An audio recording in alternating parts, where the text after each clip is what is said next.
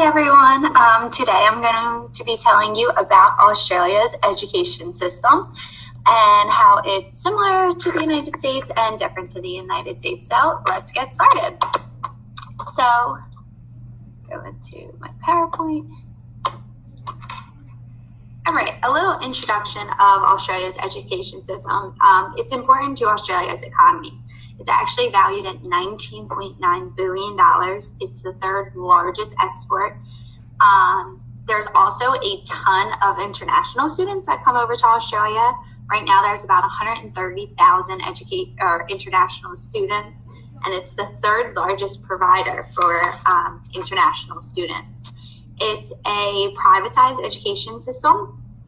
There's 34.6% of primary and secondary education goers go to private schools, but actually on the other hand, for higher education, most do go to public universities.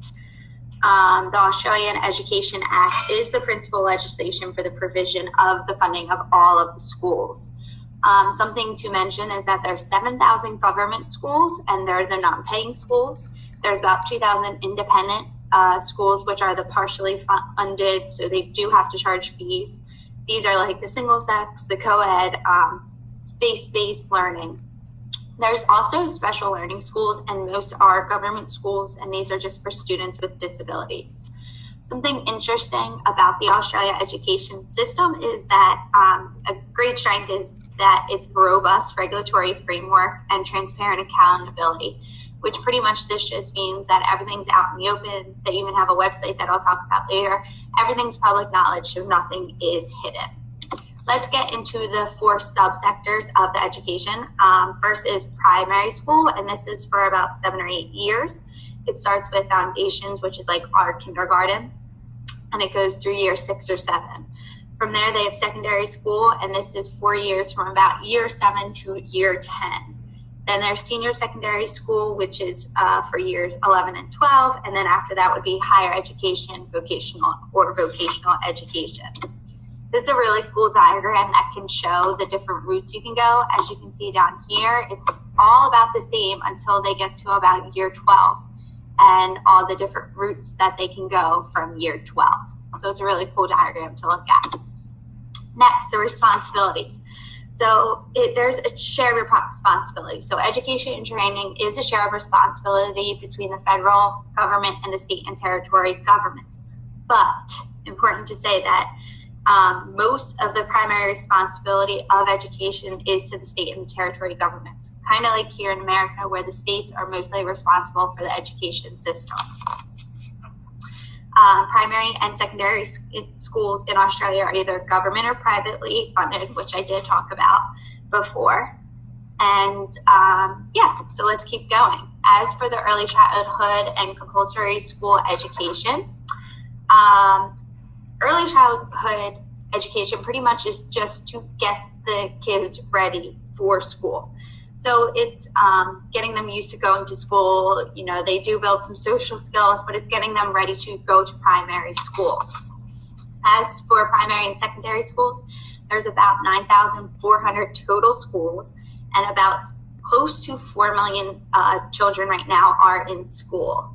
They start at an age between 4.5 and 5.5 years old, and primary school goes till about 11 or 12 years old. And kind of like I said, it's foundations, which is kindergarten, to year 6 or 7. It is mandatory in all the states and all the territories for students to complete up to year 10 and go to school till they are at least 17 years old. Primary school's focus is on literacy, math, social skills, and to provide skills for the children in the world around them. Some places do have middle schools, so after primary school, they would go to middle schools from years 7 to 10, and then after that they would go to high school for 10, 11, and 12. In the places that do not have middle schools, right from primary school, they would go to secondary school, and from ages 13 to 18, they would attend the secondary schools. Students who complete all the way up through year 12, they get a senior secondary certificate of education. And then after that, they would go to vocational school, higher education, or some just go and start work.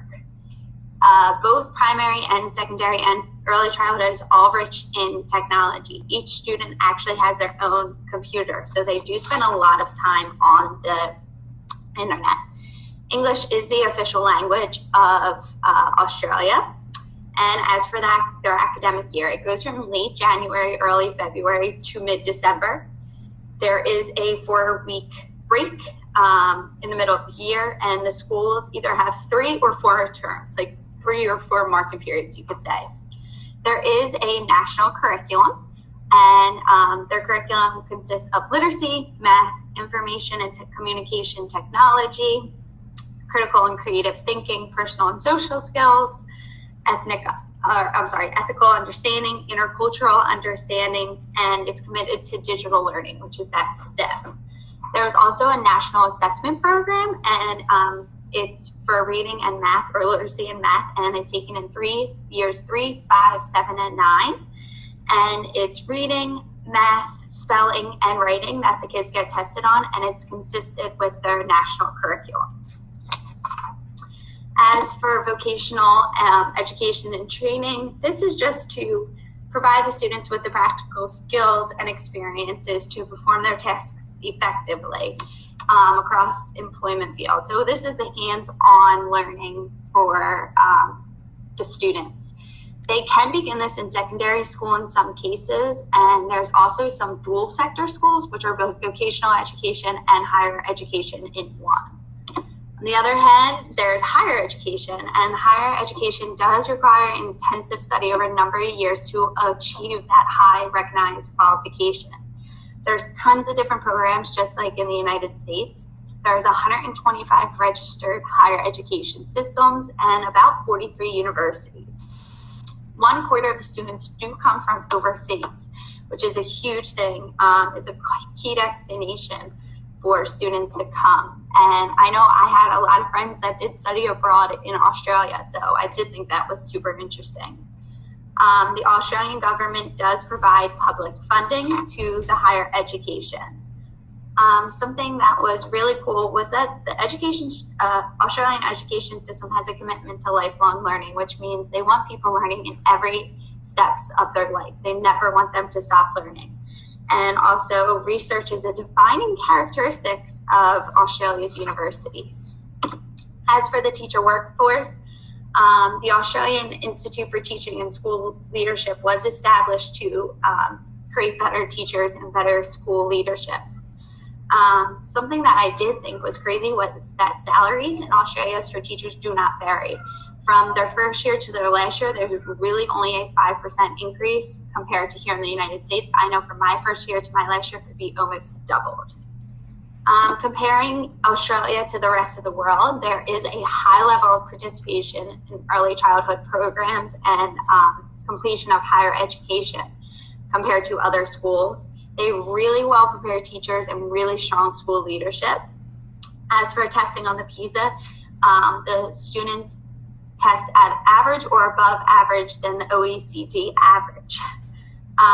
Obviously, there is still places that do not score as well in Australia. So, for instance, in the rural and the indigenous population, they do have lower scores. And not only do they have lower scores, but not as many students go to higher education. They don't have as many resources. So there is definitely still that same types of differences through parts of Australia. Australia does have a strong overall employment rate, but as for women, they haven't got it yet where women are equal to men. So for instance, if there's a woman working and a male working at the exact same job, exact same everything, the male will still make more money than the woman, which I thought was sad, but also interesting. 6 improvements that Australia is continuing to do is equity. So just equal opportunity for all, no matter where you live, if you're in the rural or in the urban population, if you are of the indigenous or what, they want equal opportunity for all. Next, they want higher education and training. So they want more people involved in higher education or vocational training, and they want more people graduating as well. And all social classes to be seen in the higher education and the training. Next is quality schools and quality teaching. They do have really great teachers, but they are always looking to make them better, and they even created standards for teachers that the teachers have to live up to. Next is a robust and transparent assessment. I talked about this a little bit, but they already are doing this where they have a website called My School Website, and they are able to see all of Australia's states and territories on that and compare them, see who's doing well, who's not doing well. Everything's out to the public, and it is open knowledge, and they're continuing to make it even more open knowledge. Next thing that they want to improve is the Indigenous education, and it's definitely a challenge right now, but they're trying to close the gaps, and they're closing the gaps in life expectancy, closing the gaps in mortality rates, closing the gaps with access to early childhood education, closing the gaps in getting better in reading, finishing up to year 12, and employment outcomes. And unfortunately, right now, they are not on track with their target, but it's definitely still a improvement they're trying to do. And last but not least is resourcing of schools. So equal funding, more funding to specific schools. Here are my sources for my PowerPoint, everything that I came up. You can see there's a bunch of sources. And there is something that I wanted to mention. There is this awesome YouTube video. It's called Education System in Australia, Study in Australia. It's only about 6 minutes long. I can't play it because I'll go over my time, but it's really good information. It talks about mostly higher education, but he just really does it in a fun way. So I definitely recommend you to watch that. It's on YouTube. Now, as you can see, that's the Australia education system. I did think it was very interesting because there's definitely a lot of similarities and there's a lot of differences with the education system. I thought it was so interesting to read about. It's a country I've always wanted to go to, and I hope one day I will get to go and see it for myself. I hope you learned a lot about the education system. Thanks.